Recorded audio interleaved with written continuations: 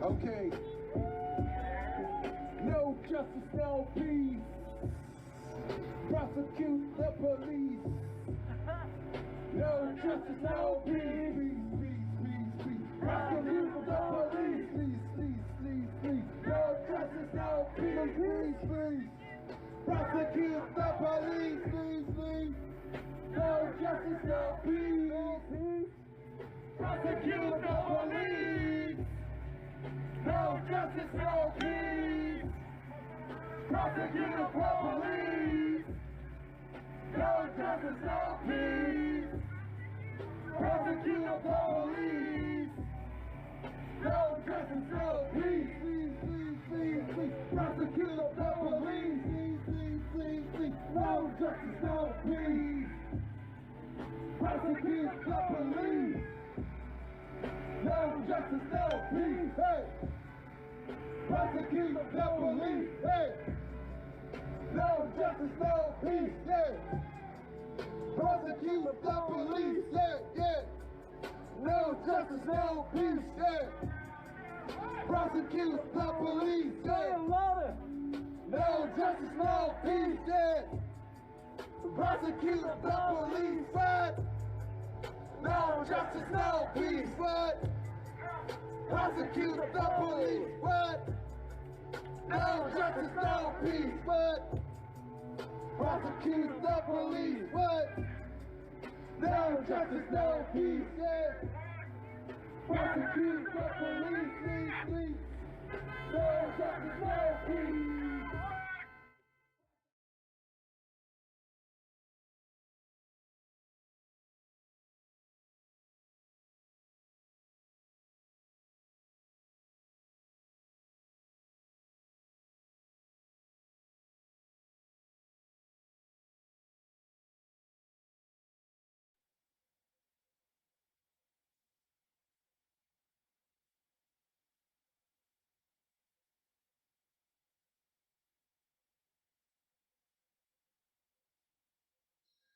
All right. Just want to welcome everybody to tonight's topic. We are also broadcasting live on YouTube, so people will get a chance to tune in, hopefully, online from the different platforms. But welcome all the people who are on Zoom. We expect more people to join. My name is Brock Satter. This is kind of a weekly event, the Mass Action podcast.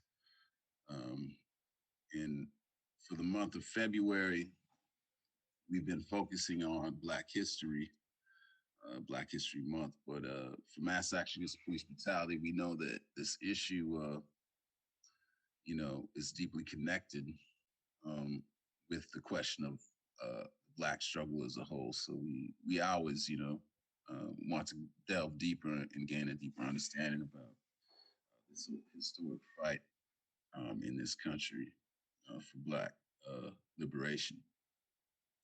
So on that note, just wanted to, before we get into the speech,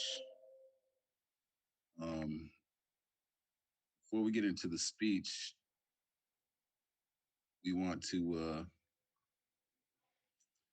basically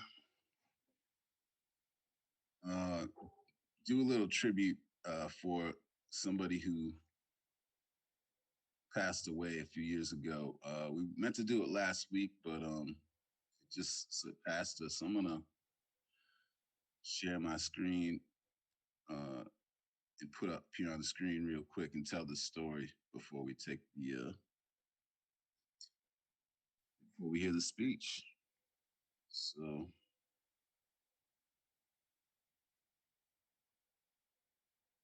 let's see.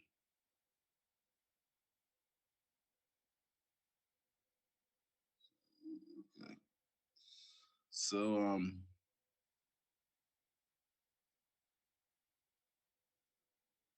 this brother right here is his name is Muhyiddin Dabaha, and I just want to give a tribute to this brother who was an important activist in Charleston, South Carolina. He was murdered a few years back in Louisiana, and it was the anniversary of that incident. Um, Happened last week, and I know some friends and family and supporters commemorate it every year. And we just wanted to say from Mass Action, uh, long live, well done, Muhyiddin the Baha. We sent the delegation down to Charleston, South Carolina in 2015, hosted by this brother. It's called the Days of Grace Conference. It happened just maybe a few weeks after the massacre that took place with Dylan Roof. And anyways, I'm gonna play this. A lot of people know this brother from this incident, and I'll just throw it up on the screen real quick if I can. In 2015. You can see what's happening right now. It looks like both sides of the crowd are fighting one another. Police are arresting this guy right now.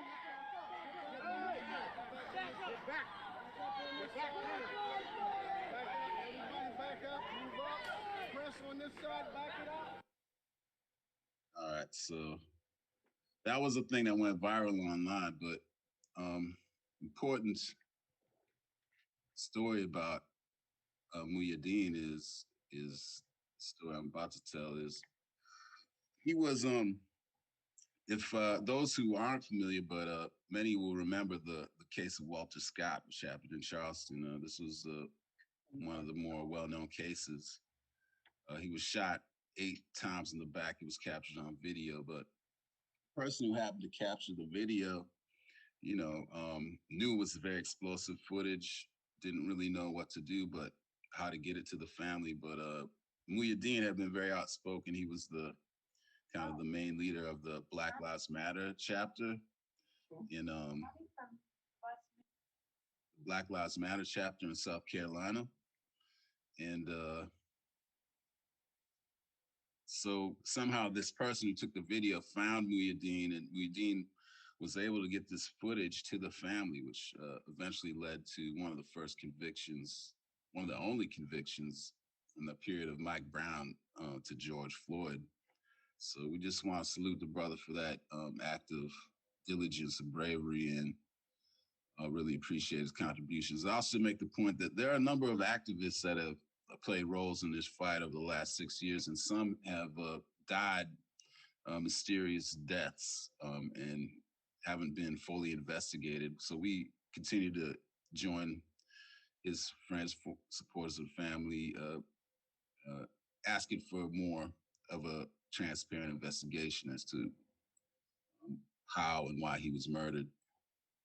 And there's many other out there. One name we want everybody to know and Google after this is Darren Seals, another activist who was killed in this fight. So basically, long live Muhyiddin the Baha. Now to the main thing, before we get that, I want to make a quick announcement. Hopefully we have some family who are part of the discussion tonight who've lost loved ones to the police. But Mass Action, together with other families across the country, has just put out a call for nationwide demonstrations in support of the families in every city, not only for George Floyd, but justice for all. The central demands to jail killer cops, prosecute the police, and reopen all past cases of police brutality. This is the action that we're planning in Boston at Terrence Coleman Park, March 6th. The reason why is the trial for Derek Chauvin is going to start. He's the guy who murdered George Floyd with his knee on his neck. It's supposed to start on March 8th if it's not delayed. But all indications seem to be that the state government is preparing for that trial to start. 3 other officers being tried separately. That trial won't start till August. So actually, we put out 2 calls, 2 days of action, nationwide days of action. One on March 6th and the second one, May 24th, which is the 1-year anniversary of the death of George Floyd. The key part of this is that we're calling on every city across the country where there's families fighting who've, been brutalized or killed by the police, calling on all the protest movement to center these families' demands for justice, which, if you didn't know, the main demand of this national movement, which is without question among the families affected, the main demand is prosecute the police, jail killer cops. The one demand that's been getting a lot of headlines is defund the police. And we're going to be having further discussions and debates on this as to why, although it's an important demand, why the central demand must be prosecute the police, jail killer cops, reopen all past cases of police brutality. So without further ado, let's talk about Malcolm X. We picked this speech, the Ballot of the Bullet. See if I can find a chat right quick. I'm gonna post in the chat again. If you want to follow, I'll have it up on screen, but there's a transcript of the speech. I'll put it in the chat. You can follow along on your own device. So a little background about this.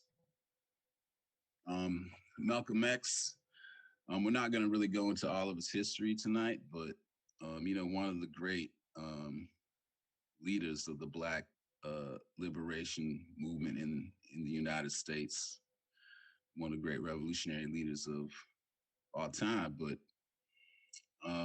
this speech that he gave came towards the end of his life before he was assassinated. But this came about, he started doing this speech about a month after he broke from the Nation of Islam and announced that he was no longer representing them and he was going to start, speaking in his own name.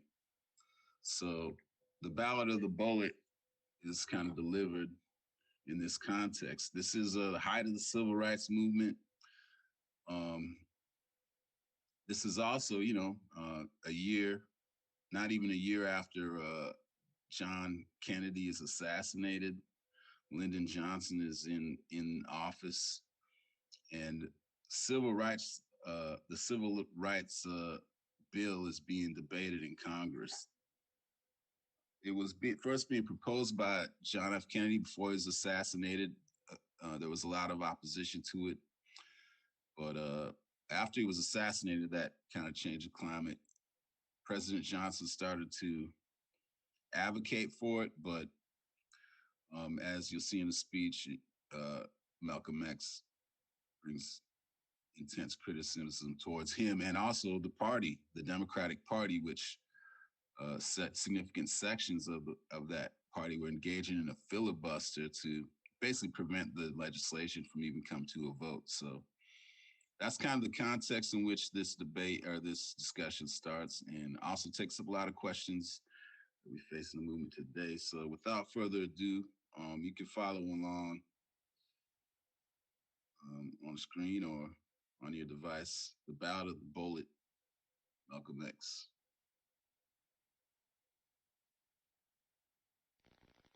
Mr. Moderator, Reverend Cleage, and Milton, brothers and sisters, and friends, and I see some enemies.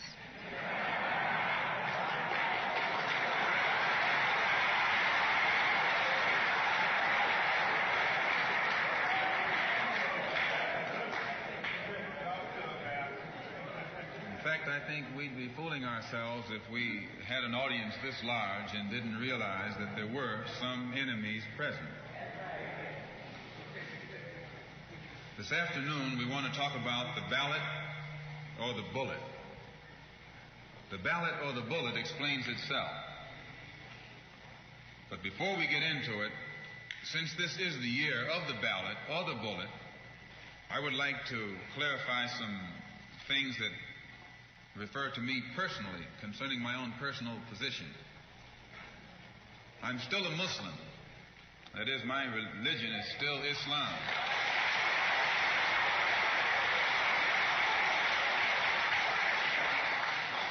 My religion is still Islam. I still credit Mr. Muhammad for what I know and what I am. He's the one who opened my eyes. And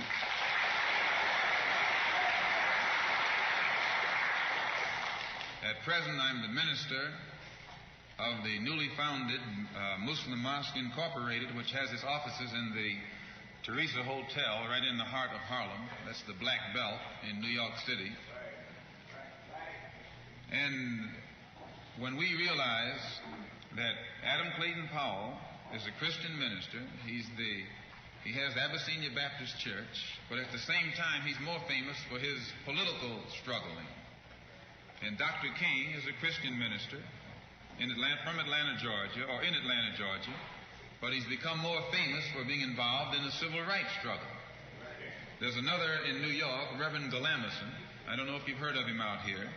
He's a Christian minister from Brooklyn, but has become famous for his fight against the segregated school system in Brooklyn. Reverend Cleave, right here, is a Christian minister here in Detroit. He's the head of the Freedom Now Party. All of these are Christian ministers.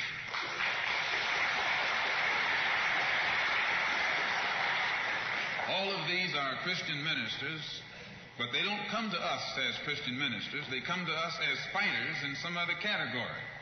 I'm a Muslim minister. The same as they are Christian ministers, I'm a Muslim minister. And I don't believe in fighting today in any one front, but on all fronts.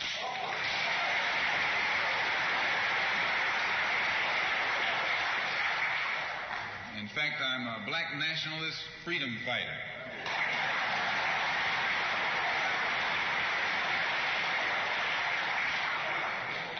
Islam is my religion, but I believe my religion is my personal business.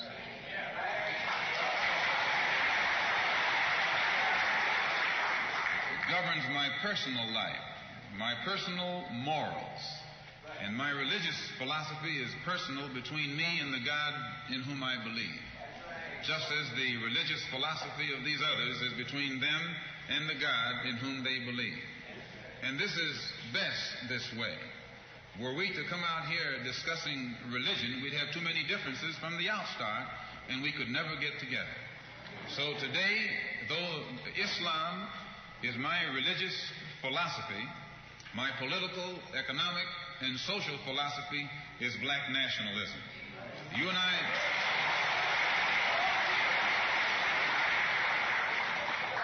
As I say, if we bring up religion, we'll have differences, we'll have arguments, we'll never be able to get together. But if we keep our religion at home, keep our religion in the closet, keep our religion between ourselves and our God, but when we come out here, we have a fight that's common to all of us against the enemy who is common to all of us.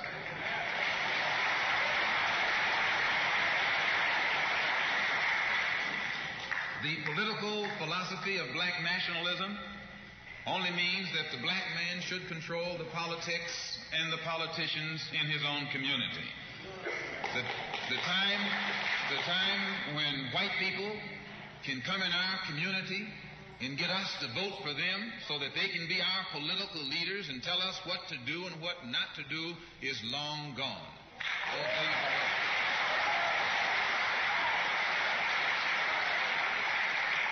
By the same token, the time when that same white man, knowing that your eyes are too far open, can send another Negro into the community, get you and me to support him so he can use him to lead us astray, those days are long gone.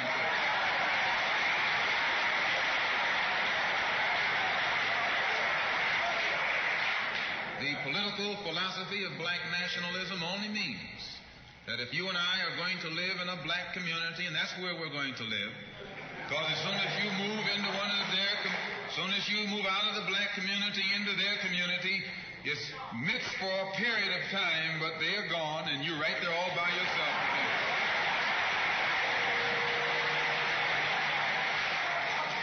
We must understand the politics of our community. And we must know what politics is supposed to produce. We must know what part politics play in our lives. And until we become politically mature, we will always be misled, led astray, or deceived or maneuvered into supporting someone politically who doesn't have the good of our community at heart. So the political philosophy of black nationalism only means that we will have to carry on a program, a political program of re-education to open our people's eyes, make us become more politically conscious, politically mature. And then we will, whenever we get ready to cast our ballot, that ballot will be cast for a man of the community who has the good of the community at heart. And the economic philosophy of black nationalism only means that we should own and operate and control the economy of our community. You would never find, you can't open up a black store in a white community. White man won't even patronize you. And he's not wrong. He got sense enough to look out for himself. And you who don't have sense enough to look out for yourself.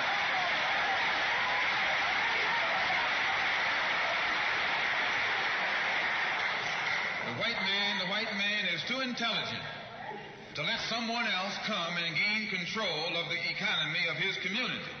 But you will let anybody come in and control the economy of your community. Control the housing, control the education, control the jobs, control the businesses under the pretext that you want to integrate. No, you're out of your mind.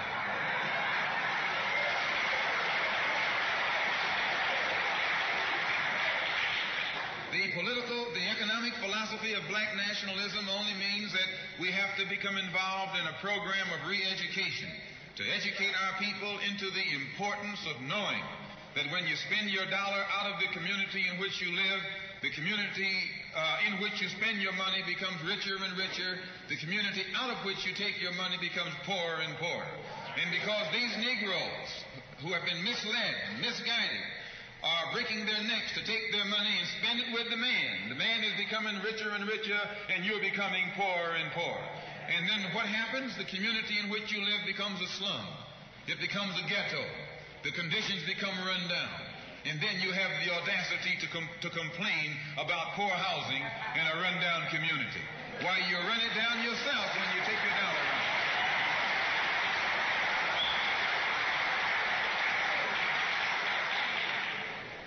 And you and I are in a double trap, because not only do we lose by taking our money someplace else and spending it, when we try and spend it in our own community, we're trapped because we haven't had sense enough to set up stores and control the businesses of our community. The man who's controlling the stores in our community is a man who doesn't look like we do. He's a man who doesn't even live in the community. So you and I, even when we try and spend our money in the block where we live or the area where we live, we're spending it with a man who, when the sun goes down, takes that basket full of money in another part of the town.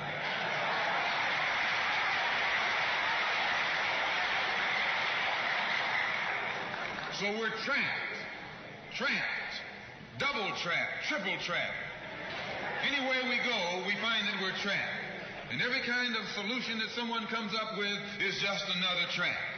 But the political and economic philosophy of black nationalism, the economic philosophy of black nationalism shows our people the importance of setting up these little stores and developing them and expanding them into larger operations. Woolworth didn't start out big like they are today. They started out with a dime store and expanded and expanded and expanded until today they're all over the country and all over the world, and they're getting some of everybody's money. Now this, what you and I in General Motors, the same way, didn't start out like it is. It started out just a little rat race type operation, and it expanded and expanded until today it's where it is right now. And you and I have to make a start. And the best place to start is right in the community where we live.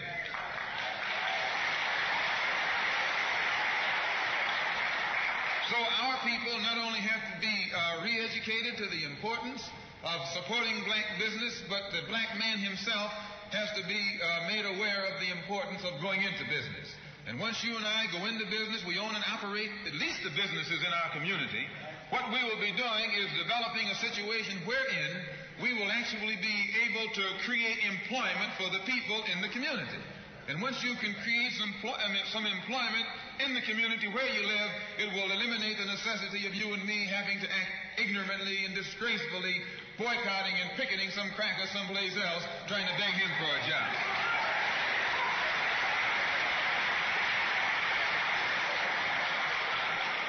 Anytime you have to rely upon your enemy for a job, you're in bad shape.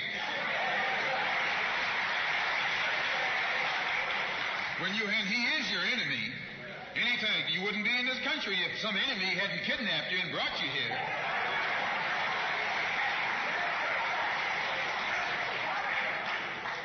On the other hand, some of you think you came here on the Mayflower.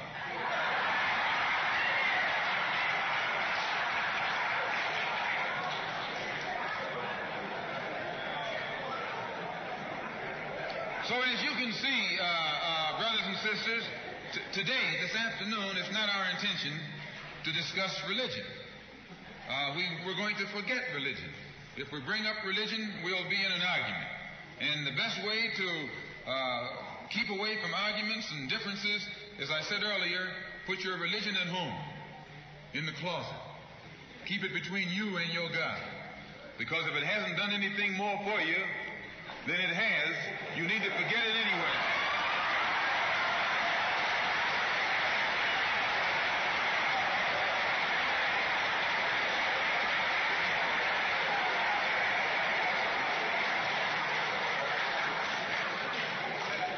Whether you are a Christian or a Muslim or a nationalist, we all have the same problem. They don't hang you because you're a Baptist, they hang you because you're black.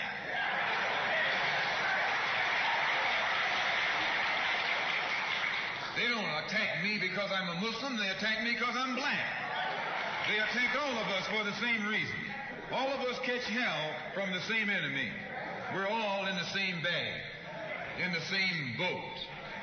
We suffer political oppression, economic exploitation, and social degradation. All of them from the same enemy. The government has failed us. You can't deny that. Anytime you live in the 20th century, 1964, and you walking around here singing, "We shall overcome," the government has failed.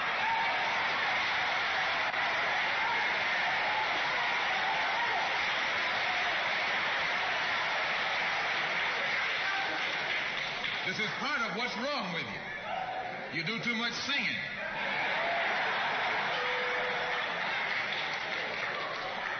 Today it's time to stop singing and start swinging.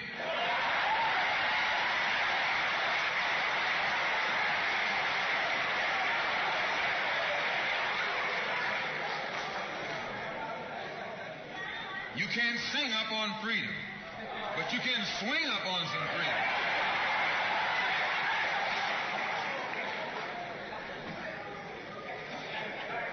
Cassius Clay can sing, but singing didn't help him to become the heavyweight champion of the world. Swinging helped him.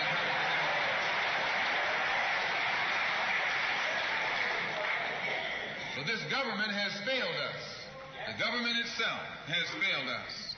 And the white liberals who have been posing as our friends have failed us.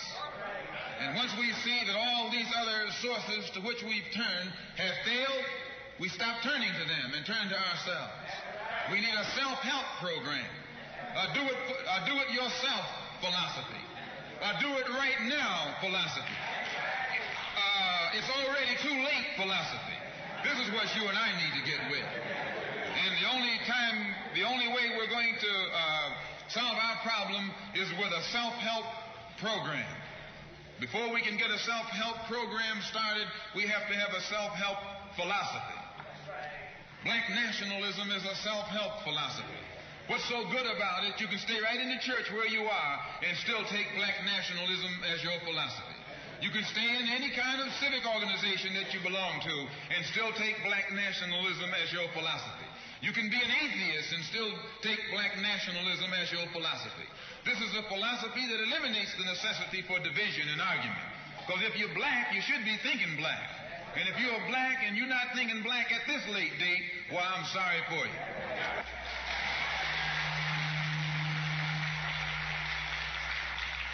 Once you change your philosophy, you change your thought pattern.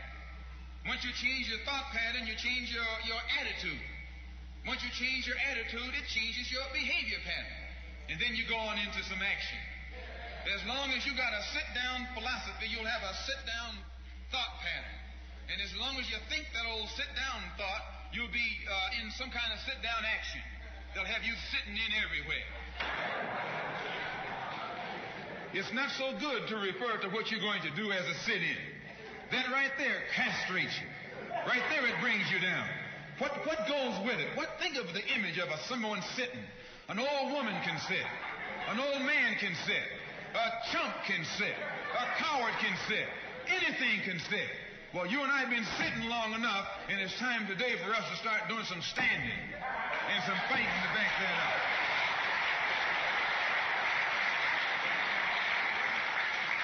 When we look at other parts of this earth upon which we live, we find that black, brown, red, and yellow people in Africa and Asia are getting their independence. They're not getting it by singing, "We shall overcome." No, they're getting it through nationalism. It is nationalism that brought about the independence of the people in Asia. Every nation in Asia gained its independence through the philosophy of nationalism. Every nation on the African continent that has gotten its independence brought it about through the philosophy of nationalism. And it will take black nationalism that to bring about the freedom of 22 million Afro-Americans here in this country where we have suffered colonialism for the past 400 years.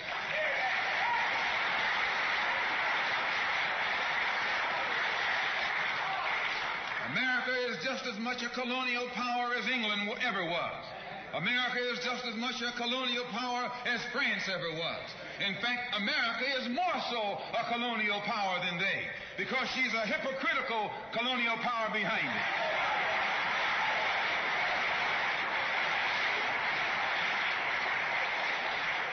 What do you call second-class citizenship? Why, that's colonization. Second-class citizenship is nothing but 20th century slavery. How are you going to tell me you're a second-class citizen? They don't have second-class citizenship in any other government on this earth. They just have slaves and people who are free. Well, this country is a hypocrite. They try and make you think they set you free by calling you a second-class citizen. No, you're nothing but a 20th century slave.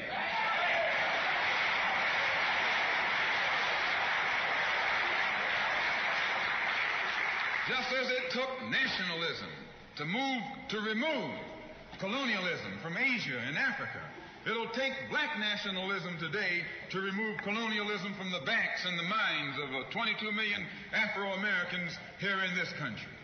And 1964 looks like it might be the year of the ballot or the bullet.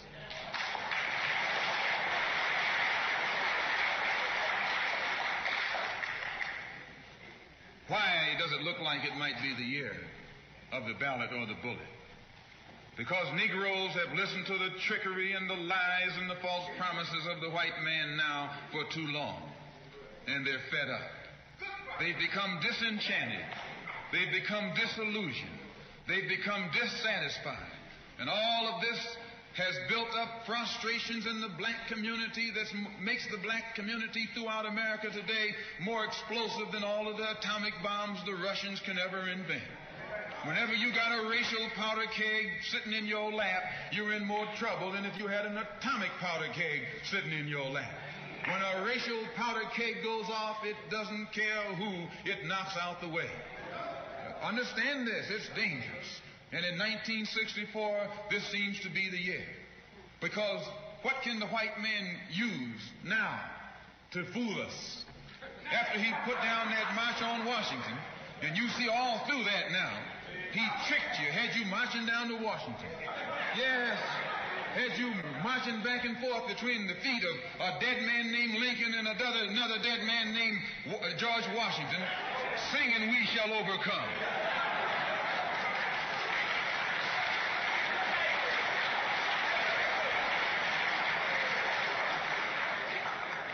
He made a chump out of you. He made a fool out of you. He made you think you were going somewhere, and you end up going nowhere but between Lincoln and Washington. So today our people are disillusioned. They've become disenchanted. They've become dissatisfied. And in their frustrations, they want action. And in 1964, you'll see this young black man, this new generation. So today our people are disillusioned. They've become disenchanted. They've become dissatisfied. And in their frustrations, they want action. You'll see this young black man, this new generation, asking for the ballot or the vote. That old Uncle Tom action is outdated. The young generation don't want to hear anything about the odds are against us. What do we care about odds?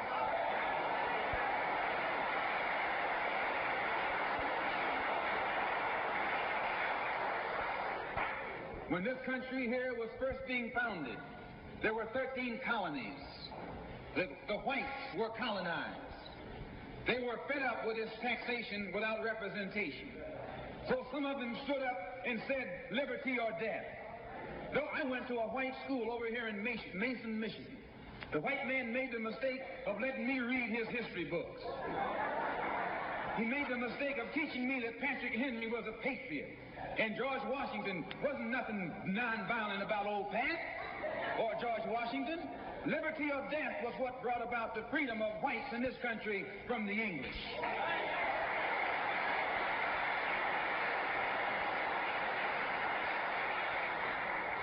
They didn't care about the arts. Why, they faced the wrath of the entire British Empire. And in those days, they used to say that the British Empire was so vast and so powerful when the sun would never set on it. This is how big it was. Yet these 13 little scrawny states, tired of taxation without representation, tired of being exploited and oppressed and degraded, told that big British Empire, liberty or death. And here you have 22 million Afro-Americans, black people today, catching more hell than Patrick Henry ever saw.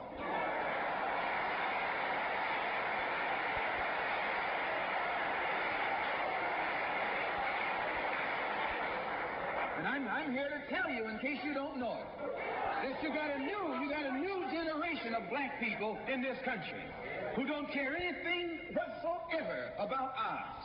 They don't want to hear you old Uncle Tom handkerchief heads talking about the odds. No.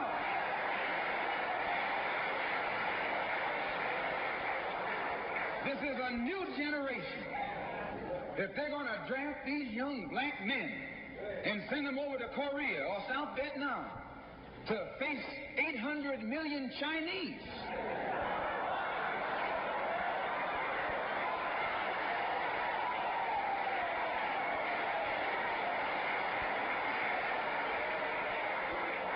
If you're not afraid of those odds, you shouldn't be afraid of these odds.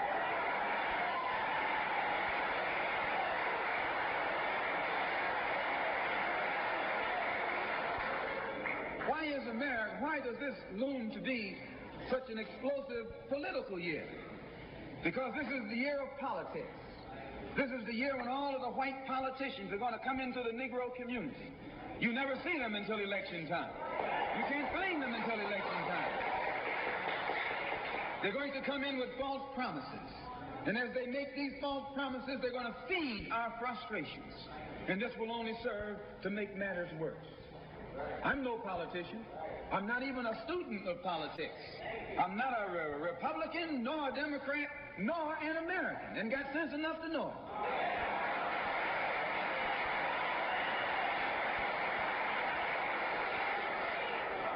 I'm one of the 22 million black victims of the Democrats. One of the 22 million black victims of the Republicans, and one of the 22 million black victims of Americanism.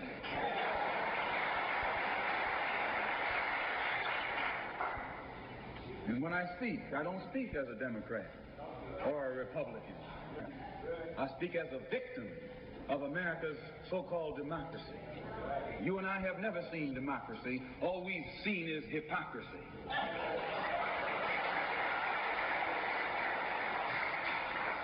When we open our eyes today and look around America, we see America not through the eyes of someone who has enjoyed the fruits of Americanism, We see America through the eyes of someone who has been the victim of Americanism.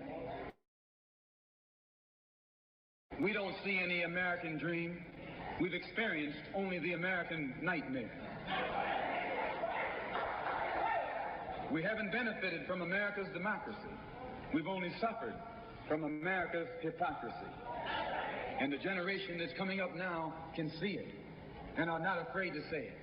If you go to jail, so what? If you're black, you were born in jail.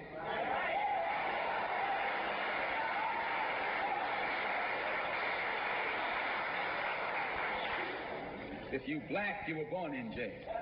In the North as well as the South. Stop talking about the South.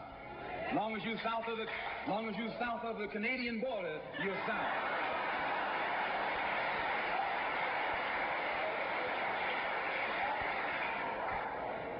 Don't call Governor Wallace a Dixie governor. Romney is a Dixie governor.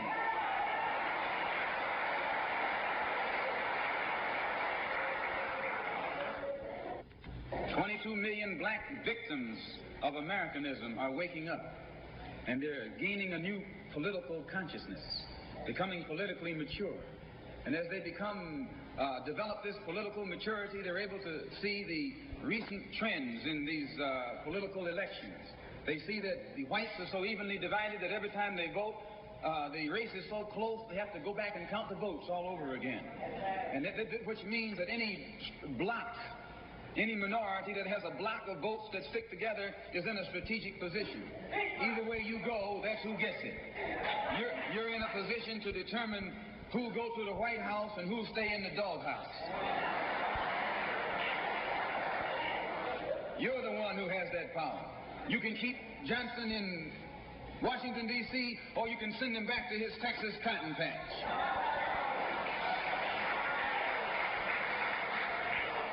You're the one who sent Kennedy to Washington. You're the one who put the present Democratic administration in Washington, D.C. The whites were evenly divided. It was the fact that you threw 80% of your votes behind the Democrats that put the Democrats in the White House. When you see this, you can see that the Negro vote is the key factor. And despite the fact that you are in a position to be the determining factor, what do you get out of it? The Democrats have been in Washington, D.C. only because of the Negro vote. They've been down there 4 years. And all other legislation they wanted to bring up, they brought it up and gotten it out of the way, and now they bring up you. And now they bring up you. You put them first, and they put you last. Because you're a chump.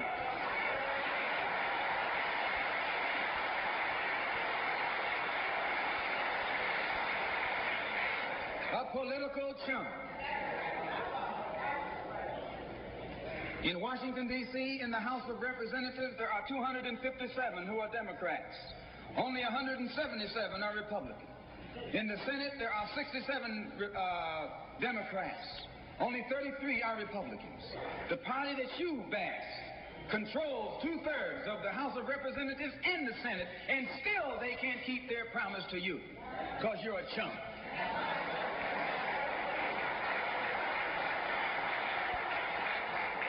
Anytime you throw your weight behind a political party that controls 2/3 of the government, and that party can't keep the promise that it made to you during election time, and you're dumb enough to walk around continuing to identify yourself with that party, you're not only a chump, but you're a traitor to your race.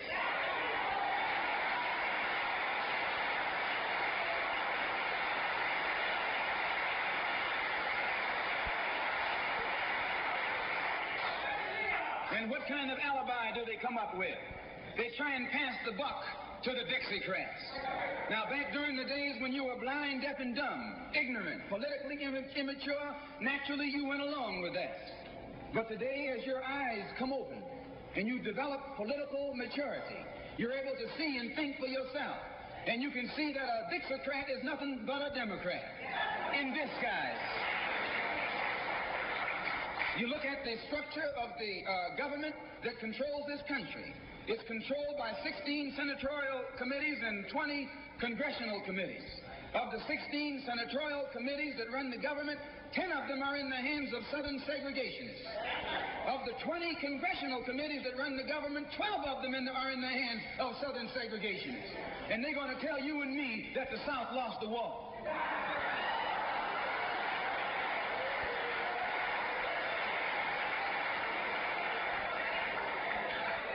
You today are in the hands of a government of segregationists, racists, white supremacists, who belong to the Democratic Party but disguise themselves as Dixiecrats.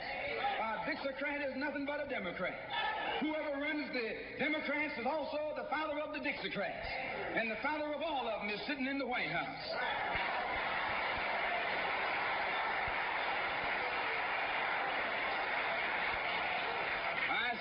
I say it again. You got a president who's nothing but a Southern segregationist.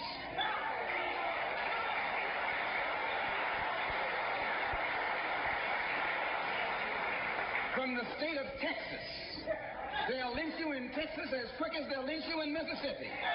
Only in Texas, they lynch you with a Texas accent. In Mississippi, they lynch you with a Mississippi accent. And the first thing the cracker does when he comes in power, he takes all the Negro leaders and invites them for coffee to show that he's all right. And those Uncle Toms can't pass up the coffee.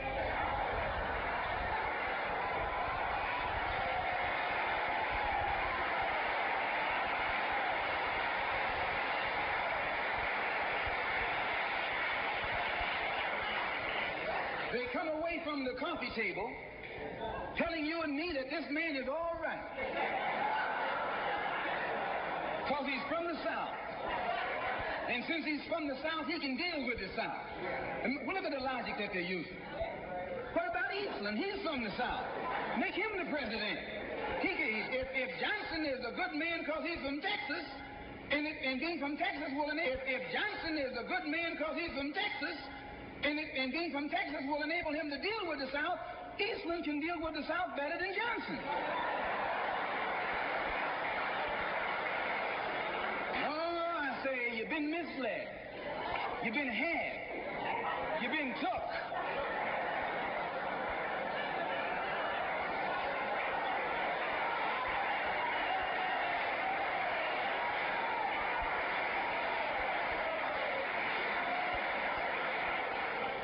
In Washington a couple of weeks ago, while the senators were filibustering, and I noticed in the back of the Senate a huge map. And on this map, it showed the distribution of Negroes in America. And surprisingly, the same senators that were involved in the filibuster were from the states where there were the most Negroes. Why were they filibustering the civil rights legislation?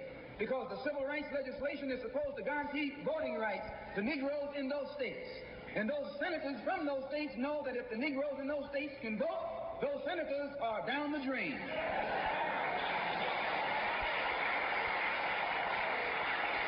The representatives of those states go down the drain. And in the Constitution of this country, it has a stipulation wherein whenever the voting rights of people in a certain district are violated, then the representative who's from that particular district, according to the Constitution, is supposed to be expelled from the Congress. Now, if this particular aspect of the Constitution was enforced, why, you wouldn't have a cracker in Washington, D.C.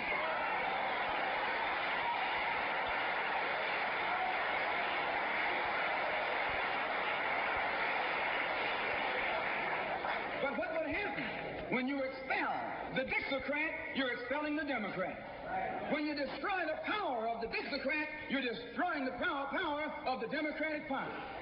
So how in the world can the Democratic Party in the South actually side with you in sincerity when all of its power is based in the South?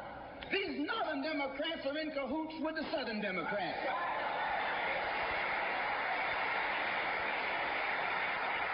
They're playing a giant con game, a political con game. You know how it goes. One of them comes to you and make believe he's for you. And he's in cahoots with the other one that's not for you. Why? Because neither one of them is for you. But they got to make you go with one of them or the other. So this is a con game. And this is what they've been doing with you and me all these years. First thing Johnson got off the plane when he became president, he asked, "Where's Dickie?" You know who Dickie is? Dickie is old Southern cracker Richard Russell. Look here. Yes. Lyndon B. Johnson's best friend is the one who is who's heading the forces that are filibustering civil rights legislation. You tell me, how in the hell is he going to be Johnson's best friend?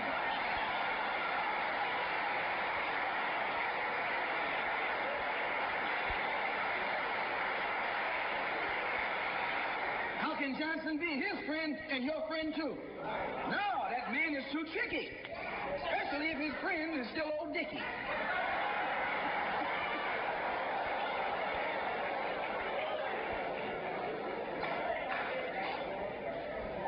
Whenever the Negroes keep the Democrats in power, they're keeping the Dixiecrats in power. This is true. A vote for a Democrat is nothing but a vote for a Dixiecrat. I know you don't like me saying that, but I'm not the kind of person who come here to say what you like. I'm going to tell you the truth whether you like it or not.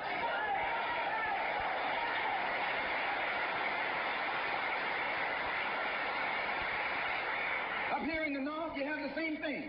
The Democratic Party don't do it. They don't do it that way. They got a thing that they call gerrymandering. They maneuver you out of power. Even though you can vote, they fix it so you're voting for nobody. They got you going and coming. In the South, they're outright political wolves. In the North, they're political foxes. A fox and a wolf are both canine. Both belong to the dog family.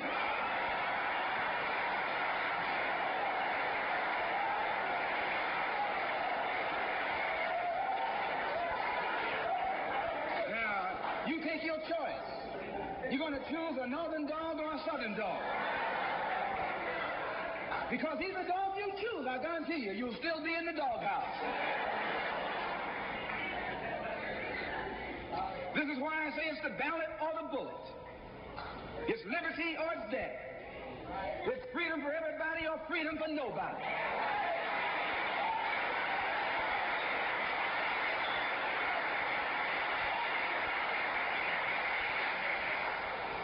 America today finds herself in a unique situation. Historically, revolutions are bloody. Oh, yes, they are. They have never had a bloodless revolution or a nonviolent revolution. That don't happen even in Hollywood.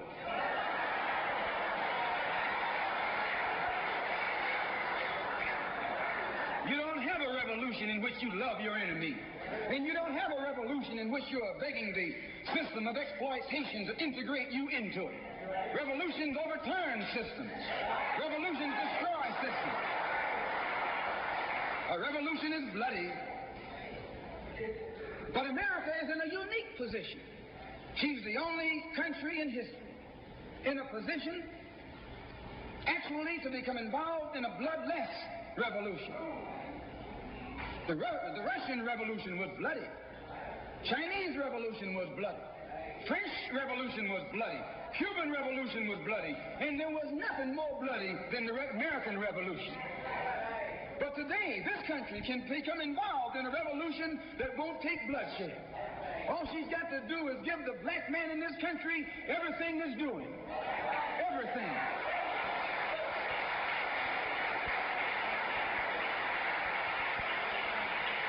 I hope that the white man can see this. Because if you don't see it, you're finished. If you don't see it, you're going to become involved in some action in which you don't have a chance. And we don't care anything about your atomic bomb. It's useless. Because other countries have atomic bombs. When 2 or 3 different countries have atomic bombs, nobody can use it. So it means that the white man today is without a weapon. If you want some action, you got to come on down to earth. And there's more black people on earth than there are white people on earth.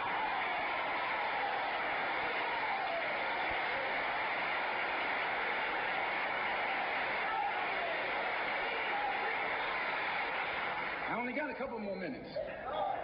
The white man can never win another war on the ground. His days of war victory, his days of ground victory are over. Can I prove it? Yes.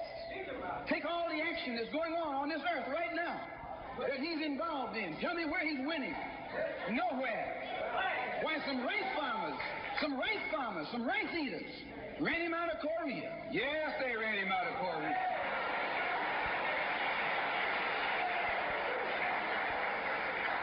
Rice eaters with nothing but gym shoes and a rifle and a bowl of rice. Took him and his tanks and his napalm and all that other action he's supposed to have and ran him across the Yalu. Why? Because the day that he can win on the ground is past. Up in French Indochina, those little peasants, rice growers, took on the might of the French army and ran all the Frenchmen. You remember Dien Bien Phu? No.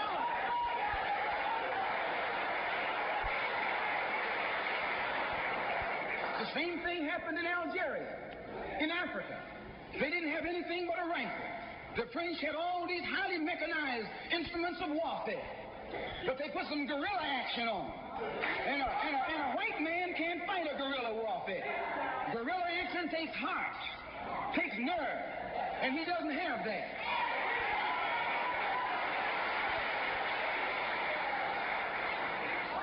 He's brave when he's got tanks. He's brave when he's got planes. He's brave when he's got bombs. He's brave when he got a whole lot of company along with him. But you take that little man from Africa and Asia, turn him loose in the woods with a blade.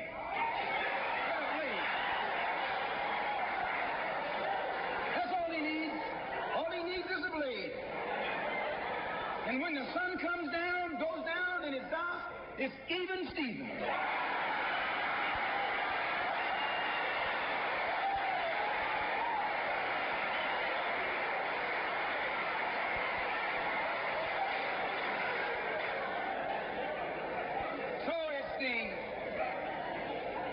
It's the ballot or the bullet. Today our people can see that we're faced with a government conspiracy. This government has failed us. The senators who are filibustering concerning your and my rights, that's the government. Don't say it's Southern senators, this is the government. This is a government filibuster. It's not a segregationist filibuster. It's a government filibuster. Any kind of activity that takes place on the floor of the Congress or the Senate, that's the government. Any kind of dilly-dallying, that's the government. Any kind of pussyfooting, that's the government. Any kind of act that's designed to delay or deprive you and me right now of getting full rights, that's the government that's responsible. And anytime you find the government involved in a conspiracy to violate the citizenship or the civil rights of a people, then you are wasting your time going to that government expecting redress. Instead, you have to take that government to the World Court and accuse it of genocide and all of the other crimes that it is guilty of today.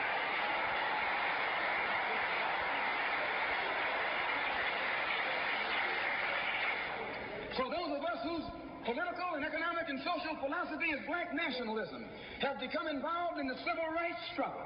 We have injected ourselves into the civil rights struggle, and we intend to expand it from the level of civil rights to the level of human rights. As long as you fight it on the level of civil rights, you're under Uncle Sam's jurisdiction. You're going to his court expecting him to correct the problem. He created the problem. He's the criminal. You don't take your case to the criminal, you take your criminal to court.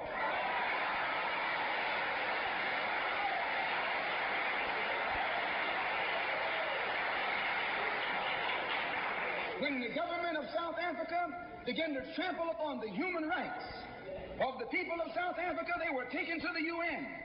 When the government of Portugal began to trample upon the rights of our brothers and sisters in Angola, it was taken before the UN.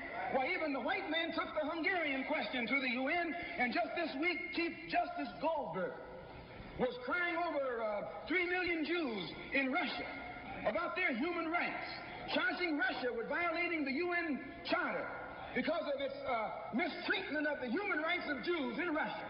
Now you tell me, how can the plight of everybody on this earth reach the halls of the United Nations and you have 22 million Afro-Americans whose churches are being bombed, whose little girls are being murdered, whose leaders are being shot down in broad daylight? Now you tell me why the leaders of this struggle have never taken it before the United Nations.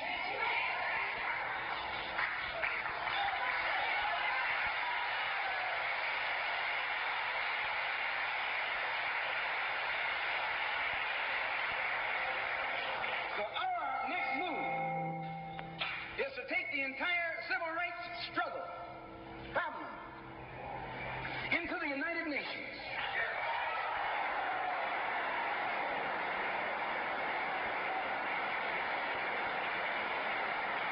And let the world see that Uncle Sam is guilty of violating the human rights of 22 million Afro-Americans and still has the audacity or the nerve to stand up and represent himself as the leader of the free world.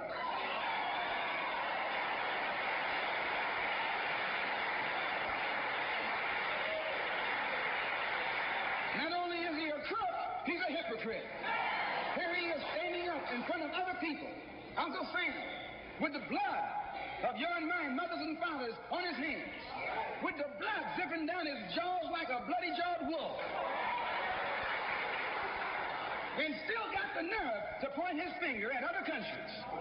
You can't even get civil rights legislation. And this man has got the nerve to stand up and talk about South Africa, or talk about Nazi Germany, or talk about Portugal. No more days like those.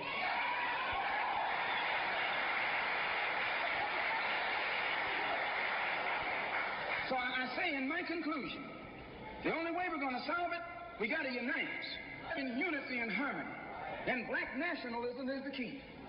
How are we going to overcome the tendency to be at each other's throats that always exists in our neighborhood? And the reason this tendency exists, the strategy of the white man has always been divide and conquer.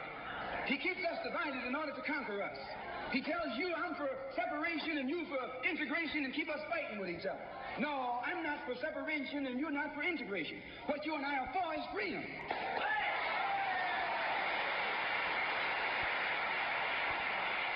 Only you think that integration will get you freedom. I think separation will get me freedom. We both got the same objective. We just got different ways of getting at it. So I studied this man, Billy Graham, who preaches white nationalism. That's what he preaches.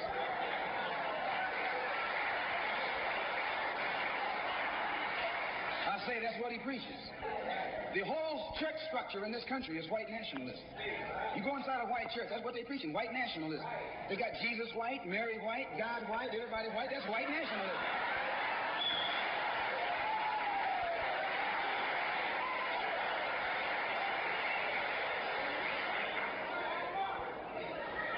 So what he does, the way he circumvents the jealousy and envy that he ordinarily would incur among the heads of the church. Whenever you go into an area where the church already is, you're going to run into trouble. Because they got that thing, what you call it, syndicated. They got a syndicate, just like the racketeers have. I'm going to say what's on my mind, because the preachers already proved to you that they got a syndicate.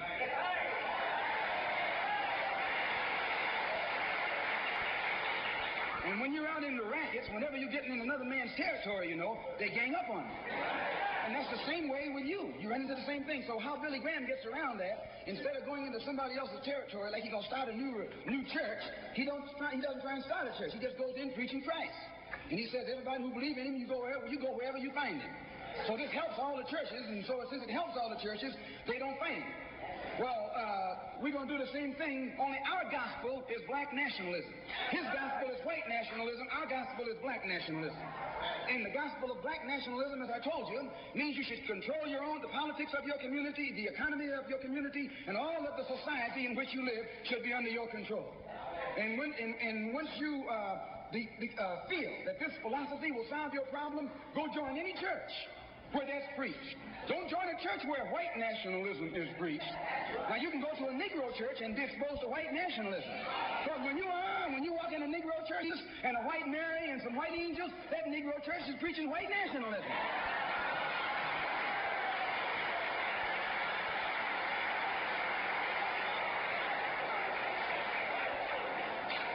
When you go to a church and you see the pastor of that church with a philosophy and a program that's designed to bring black people together and elevate black people, join that church. Join that church. If you see where the NAACP is preaching and practicing that which is designed to make black nationalism materialize, join NAACP. Join any kind of organization, civic, religious, fraternal, political, or otherwise, that's based on lifting the black man up and making him master of his own community.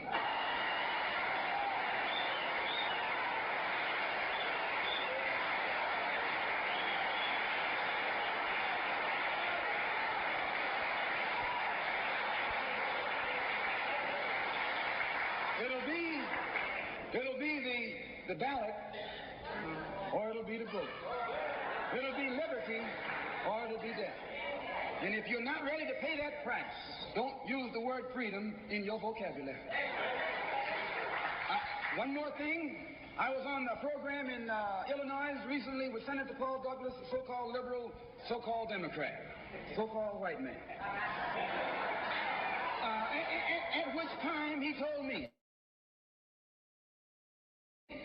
that our African brothers were not interested in us in Africa. He says the Africans aren't interested in the American Negro. I knew he was lying.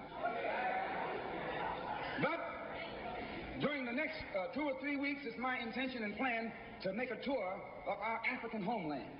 And I hope that when I come back, I'll be able to come back and let you know how our African brothers and sisters feel toward us.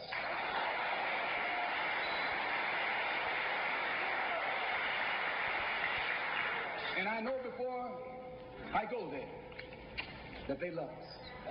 We're one. We're the same. The same man who has colonized them all these years colonized you and me too. All these years. And all we have to do now is wake up and work in unity and harmony.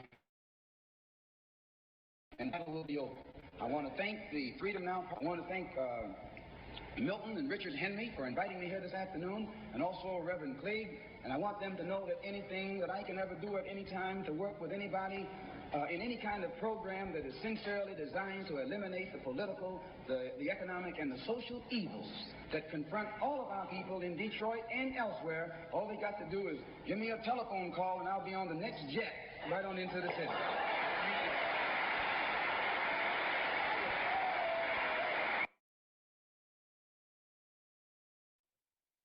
All right, everybody. That was the Ballot of the Bullet. So thank y'all for sticking around, checking out the speech.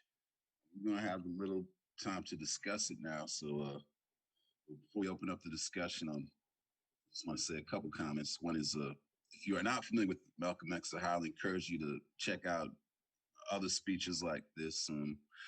You can find many on the internet, but there's plenty of books of his speeches, especially the period of his last year of his life when he was kind of speaking in his own name rather than representing the Nation of Islam. But there's definitely a lot you can learn from Malcolm's example. And if you haven't read the autobiography of Malcolm X, highly recommend that as well. And there are a number of good documentaries as well. Make It Plain is a good one that just kind of goes over his life. So I guess I'll just open it up for discussion. If you want to speak, please just, before I also speak, we just want to say that Mass Action, we have principles of unity that we follow in our public events and just in general. One of our unifying principles is that we do not allow police in our meetings. We don't encourage them to come to our demonstrations or anything like that. We don't work with the police or the prosecutors. So if you're trained to become a police, you're in the prosecutor's office, either please leave the discussion now. That being said, just want to open up the floor for any questions and comments, and please feel free. Just please identify yourself, where you're from, when you speak. Thanks.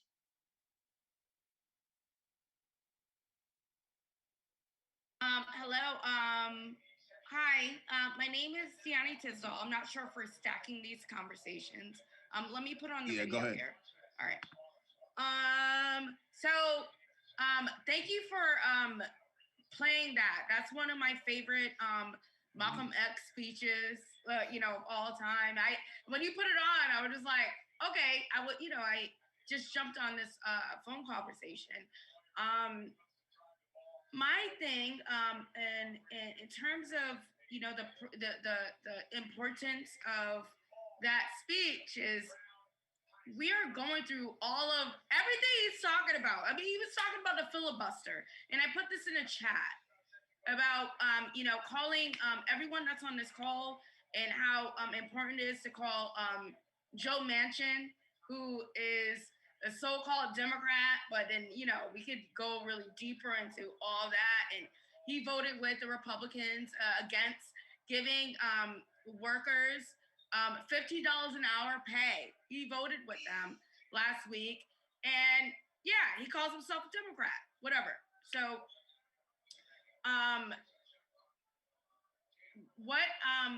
My question for you is why did you choose the ballot over the bullet as a conversation? And the pertinence of why'd you do it today? Why? Is my question to you. And that's all. Thank you. Right on. I don't want to dominate the discussion, so I want to encourage more questions, but I would like to actually answer that right off. Maybe that'll help the discussion a little bit. Well, I mean, one, it's Black History Month, but in general, mass action, we'll play Malcolm X any time of the year, but it is a time of year where, people are more open to exploring it, these questions. But to me, like the kind of some of the what you touched on is a really central aspect of what we see and what we've been doing in this movement. But basically, Malcolm articulates as good as anyone, the trap of lesser evilism and how this has been used over decades to maintain the status quo, So, when he says like a Democrat is nothing but a Dixiecrat, basically talking about the betrayals, the continued betrayals. Basically, they play the good cop role, the good cop, bad cop, but basically, and he's saying, actually was mistranscribed. He was basically talking about churches being bombed. Black people's churches are being bombed. For the 4 little girls who were killed, that happened within a year or so when he was speaking. And, in the backdrop of these kind of atrocities, you have this party that's supposed to be progressives, filibustering civil rights legislation. So he just points out all the hypocrisies of the Democratic Party, and I know with mass action, we've been raising this consistently because there's a lot of fear mongering with Trump, of course, and the Republican Party of how reactionary they are, which no one's saying that they're not. But the real question is the Democratic Party a solution, or is anything they're throwing up, any other candidates, even the most progressive, is that a solution? The one thing that we point out is, red state or blue state, Black people, actually people in general, are getting killed by the police. And beyond that, the government is covering it up. In every state, I don't care if it's a progressive at the DA. I mean, we have Rachel Rollins here in Boston, who's, according to, the Netflix series Trial 4, you would think she's a second coming, We've been demanding that she reopen the cases of people who've been victimized, past cases of police brutality, where there's clearly problems with the evidence, and so far she hasn't. She's done a few things. She has indicted I think she just indicted the second officer since she's been in office, but none of the ones that killed anyone. And none of the cases that we've been bringing to her attention has she taken action on.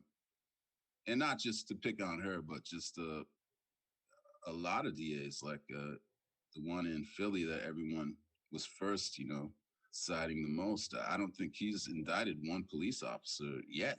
And you just had the Walter Wallace, situation there right before the elections, So that's one of the main reasons, and this is part of a deeper debate as far as like, what demands are being pushed is part of this mass movement, and where do they come from, and who's really pushing it? Is it coming from the streets or from the actual street movement, or is it coming from a boardroom somewhere being smuggled in through somebody who is supposed to play the role of a protester? These are the kind of things we've confronted historically for the last 6 years. We're trying to shed a lot of light on that with this podcast series. So we encourage people to come back because we're not afraid of, taking it there. And, we do plan to publish a lot more of this evidence of how this movement has been manipulated. And a lot of these demands are artificially foisted upon the movement and certainly don't come from the families, which we center this fight around. The justice for the families, which is kind of the basic, most elementary first step you would think in a question like this. But anyways, we'll take more discussion and questions and comments. And by the way, we encourage, we are trying to build a movement along these lines, but that's why we have to, just take the debate and discussion up. A lot of how we got to this point is by, the suppression of debate and, kind of people not really wanting to take on what they saw with their eyes that they knew was wrong, but they, maybe out of fear of killing anything that was good, since we haven't seen anything like this in decades, people were afraid to criticize things that need to be criticized because it's become an obstacle for progress. And it's just where we're at right now. We have to, and I believe that's also Malcolm's role too. He was criticizing the civil rights movement. He felt it was on the wrong axis, and that was part of, the necessary debates that need to take place to figure out, as a people, as a movement, out which way we're going, how are we going to solve these problems. Sorry for speaking too long. Let's hear from other folks, and yeah, you can speak again too. So, and yeah, we don't have to agree either. Disagreement is welcome. And we want to foster that kind of climate, where we can debate these ideas.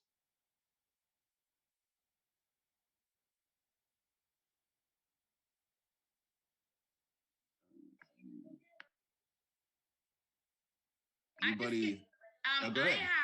I have more things to say because it looks like other people are just listening. If it's okay for me to speak because I just spoke, so please do. Give yeah, other please. people room to speak. So I made in the chat. I said. After within the Ballot of the Bullet, I put the South did not lose the war. January 6, 2021 showed the world. And then someone at me and they were like, we had a great class and discussion on radical reconstruction. The South did lose, but the North abandoned the newly freed Blacks by not arming and then pulling out troops. I am aware of what I said was, what I meant was, I am aware that the South did lose. Metaphorically, and having that conversation, I'm aware that they lost, but that's the conversation is, yeah, they won, but a few years later, you had the Klan after that came up after you had the most congressmen, black men representation in Congress were out there, and then you had the beginning of the Klan after that. So I was just coming from the perspective of, yes, the South did lose, but January 6th kind of is like did it because if they're like walking through the Capitol with Confederate flags, did they lose though? Or it was a dormant conversation in terms of, yeah, we could pretend, but like in America, we could, I didn't find out about until I listened to an episode of Democracy Now yesterday. I grew up knowing what the Mayflower was, but I never knew what the first slave ship that came here in 1619. Um, so, God, it's just in terms of this conversation and listening to Malcolm X. I am a 39-year-old Black woman. I have, I'm from Connecticut. I come from a family of community people, people that are in politics, all that. My mom worked in the school system. I went to a school. I've been in a school system that was segregated from, once I went from kindergarten to, to high school, and then I went to college, and then all of this right now in terms of this conversation, and then what happened a few weeks ago. I'm not surprised by it at all.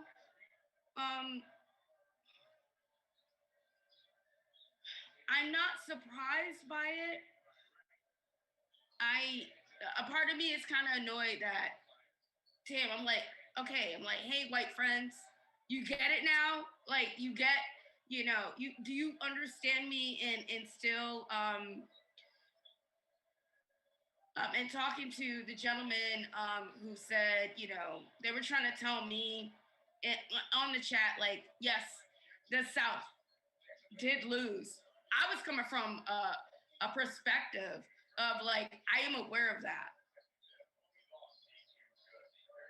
I'm aware. God, I have so much to say. I'm all over the place with this. Okay, I'm all over the place because I'm looking at this and I'm like, I hear you, dude.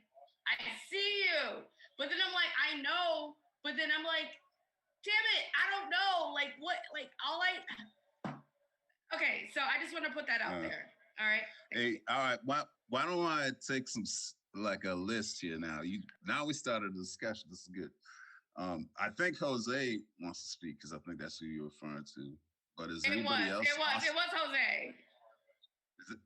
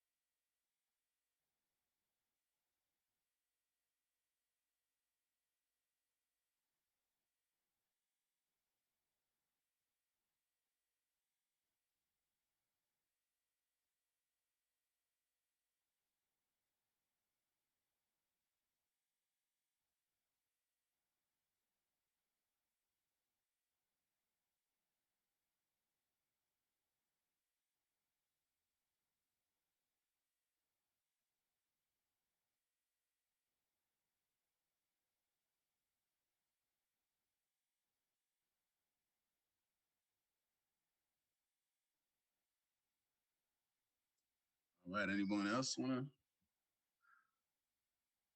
get into this. And just I want to throw it up on the screen one more time. Since you said you're from Connecticut, I don't know what part, but Hartford, y'all come born on. and raised. Hartford, born and raised. Okay. Heartbeat. All right. So hopefully Hartford can participate. I don't know if you know of any police brutality cases in the Hartford area, but I know there are some in Connecticut. I mean, we're familiar with the Jason DeGrom case in Bridgeport that happened a few years back, but this is a call for all communities, especially the families. But anybody who wants to join this fight, you know, we encourage them to seek the families in their area and work with them.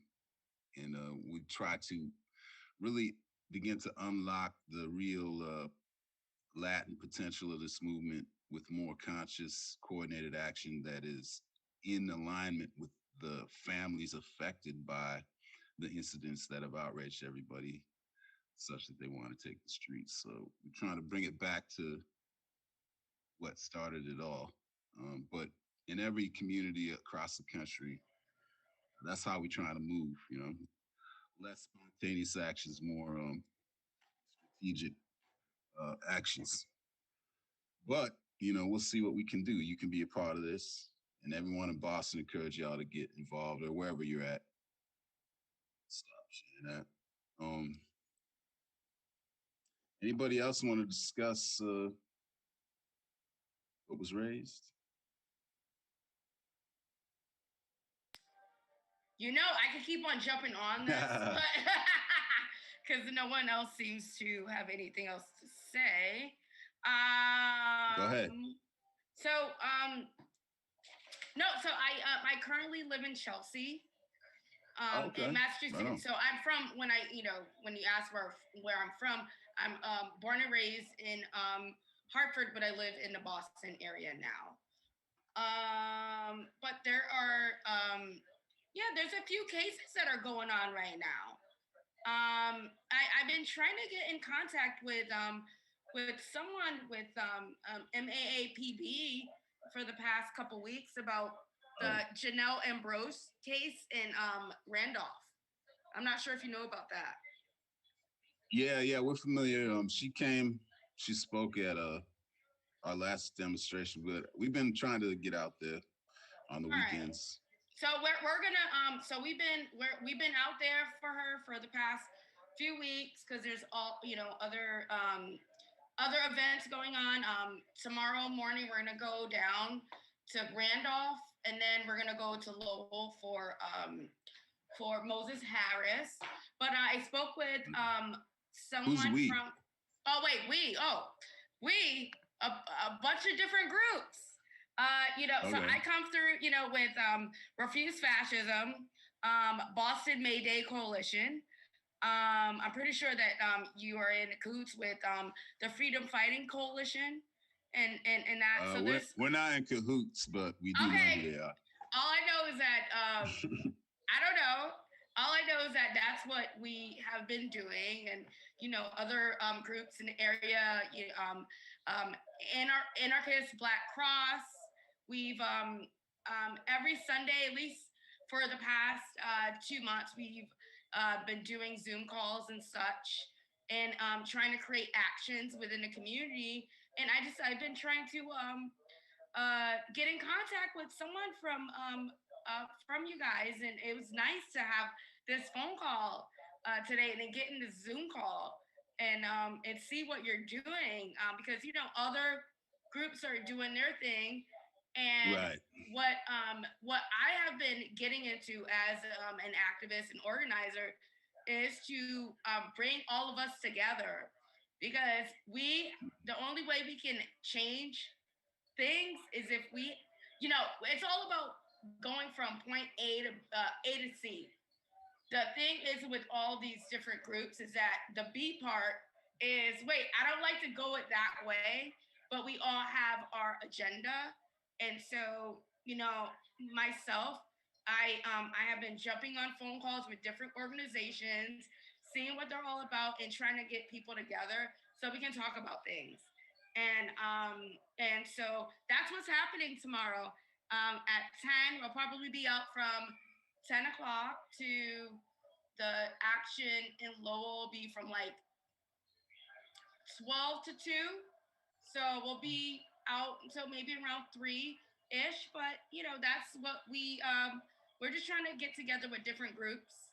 And we can come together in these Zooms and make the Zooms fun and plan actions about real stuff. But what you were doing tonight, what this was all about, with the ballot or the bullet, is something that all the groups can come together and have a conversation with. And I wish there were more of us. Like this phone call should be at least like 30 of us, you know, 30, 40, 50, whoever's going to stay on for that long, that's great. So, yeah, if we can talk after the fact and Jose and all that, I put my email out there and then we could just kind of get together. And yes, it's going to be hard. It will be hard to deal with egos and personalities and stuff, but yeah, you know what I mean? Just on that, how do I pronounce your name? Diani? Is it Diani? Diani, my bad. Yeah, just what you're raising is, I think it's a good sentiment. And it's not necessarily new in that sense, in the sense that, you know, that's generally what everybody wants everybody to come together. Right. You know? Yes. That's not the issue. The issue is actually that people actually have counterposed philosophies, you know, that are incompatible, you know. And to me, like, as a real, and we've been testing and challenging everybody, including everyone on this call right now. We encourage the debate, we welcome it, but we pose and we submit to the country, to the world. There is no mass movement in this country outside the issue of police brutality. Show me where it is. And if you call protests and you reference this fight, then you must center the demands of this fight first and foremost. Otherwise, you're trying to siphon off the power of this fight to fill the seats of whatever else car you're trying to drive elsewhere, you know? But the car that we're on is the car with the families most affected. And where we're driving is towards justice. Justice for the families, which is justice for all, which is, we believe, the central demand. It's not the central demand you're hearing on the streets or in the media, I should say. You got to ask why. But some people think, you know, demanding prosecution of the police it's the reformist, or it'll never happen, or you're only dealing with a handful of the population. What about everybody else, you know? We should really be working on something else. But the demand for justice for all is, if you take it to its full extent, I mean, you could topple a government with that demand, because you might have to arrest the whole government because they all might be guilty. So that's how powerful it is, you know? And that's why it needs to be the central demand, because, you know, it's not just a question of people being able to eat and have housing, you know? This is a fact that people don't even have democratic rights in this country. They don't have full democratic rights. Forget about eating. You can't even walk the street, you know? So that's why I believe it gets such a bigger response, and why there wasn't mass protests around the economic issues of COVID. Although you did see some protests, but we didn't see anything like what we saw unfold until George Floyd was murdered in front of the world. And I'll throw it back in anybody's court to argue something else, because I'm all ears. I want to hear somebody argue something different. So floor is open, y'all. Karen for Stack. Go ahead, Karen. So I just want to say hi to Deani. If you're the woman I've seen at the events with the long, elegant black coat. It's hard to recognize people's faces with COVID and masks and stuff, but I may see you tomorrow at the Moses Harris event, and I think I saw you last Saturday. Yeah, that is I. I am she. Thank you. Bye. And I agree with you. One thing for me about this speech is that we haven't really made any progress. I'm a white liberal, and I have not done my part yet. None of us have, and certainly not through legislation. So you make a good point.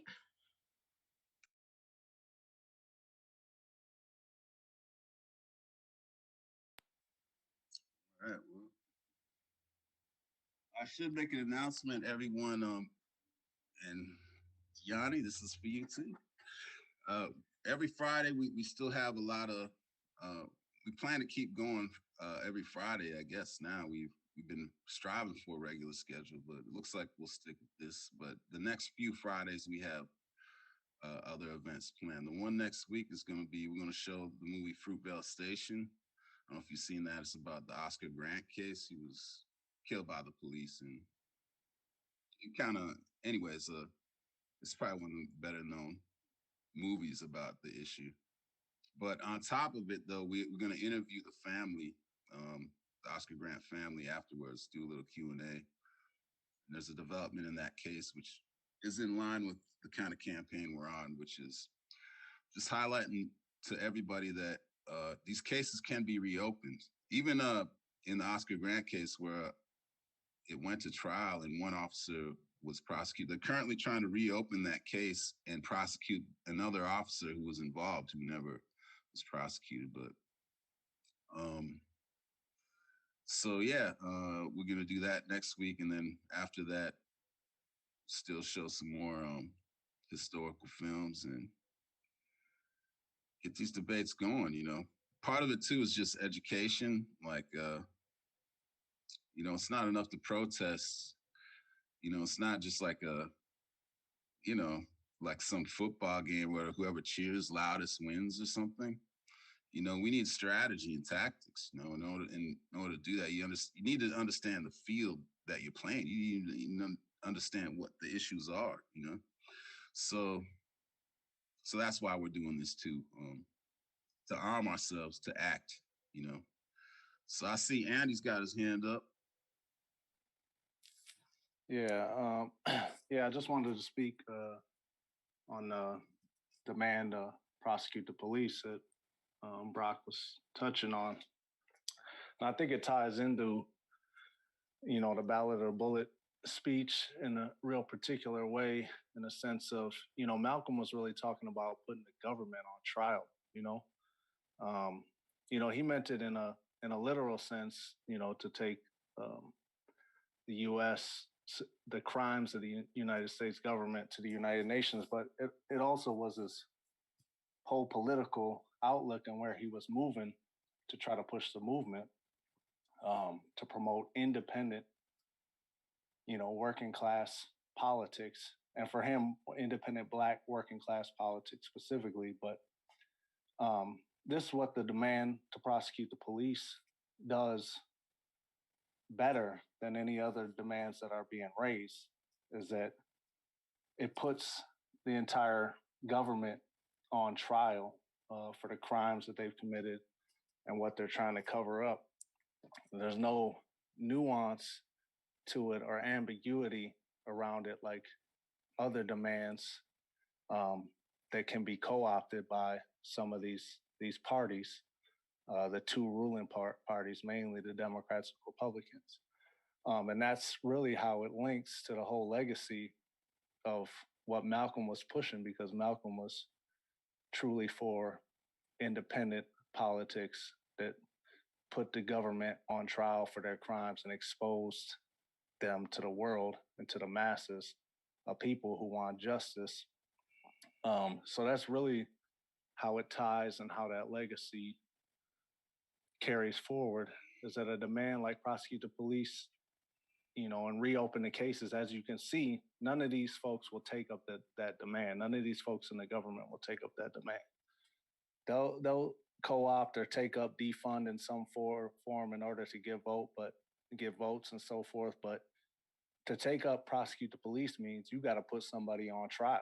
So prove it and do it. And it's a rallying cry that masses of people can get behind because people want accountability. And so I just thought it was important to kind of speak about how I thought those tied to what Malcolm was saying to what mass action is talking about right now.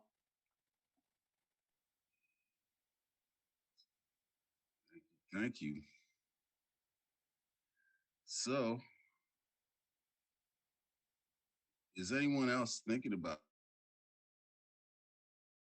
speaking?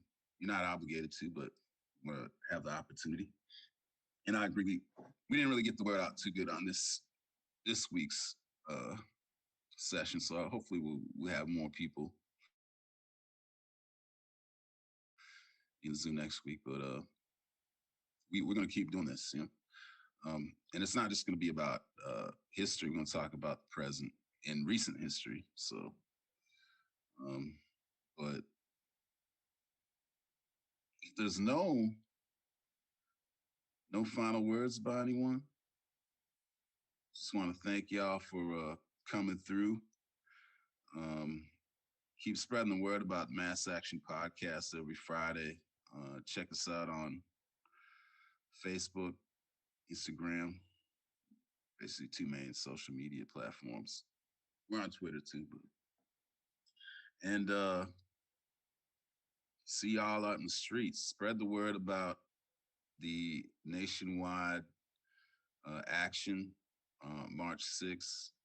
The one in Boston is going to take place with all the families in the local, including I think Janelle's going to be there. Gianni is at Terrence Coleman Park, March 6th, which is in the south end of Boston, near where one of the more recent cases of Boston police murder took place.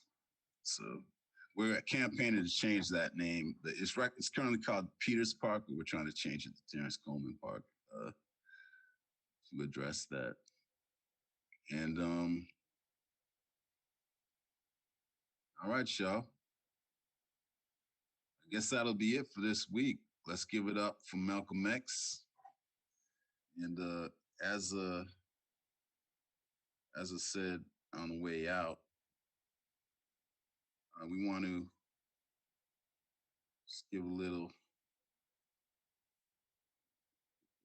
tribute to, there we go, Brother Muhyiddin Dabaha. Long live, from Charleston. Maybe we go out on that. So, yeah, this brother, if you didn't hear me explain it at the start of the meeting, he was murdered a few years ago. He was one of the leaders of the, it was an independent chapter of Black Lives Matter in Charleston, South Carolina.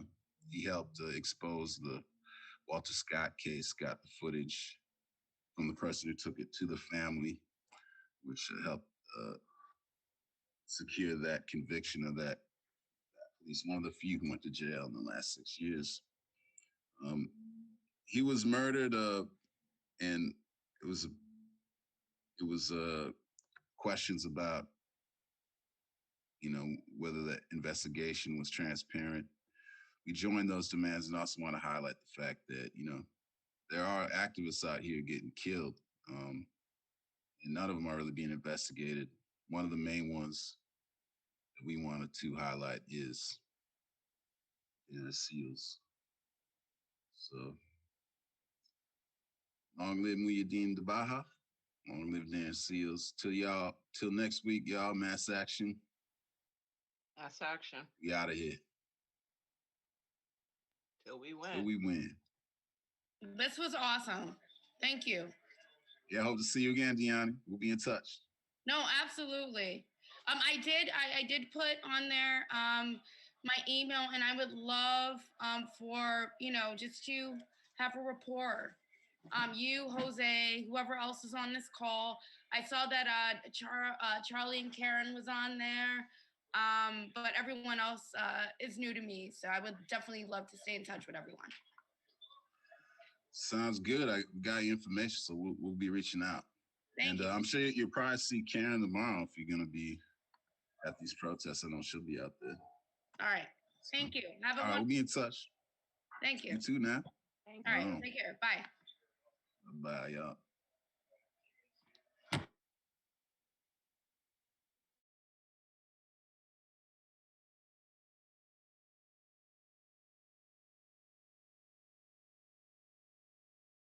Okay. No justice, no peace. Prosecute the police. No justice, no peace. Peace. Prosecute the police. Please. No justice, no peace. Please. Prosecute the police. Please. No justice, no peace. Prosecute the police. No justice, no peace. Prosecute the police. No justice, no peace. Prosecute the police. No justice, no peace. Please. Prosecute the police. Please. No justice, no peace. Prosecute the police. No justice, no peace. Hey. Prosecute the police. Hey. No justice, no peace. Yeah. Prosecute the police. Yeah. No justice, no peace. Yeah. Prosecute the police. Yeah. No justice, no peace. Yeah. Prosecute the police. What? No justice, no peace. What? Prosecute the police. What? No justice, no peace. What? Prosecute the police. What? No justice, no peace. Yeah. Prosecute the police. Please.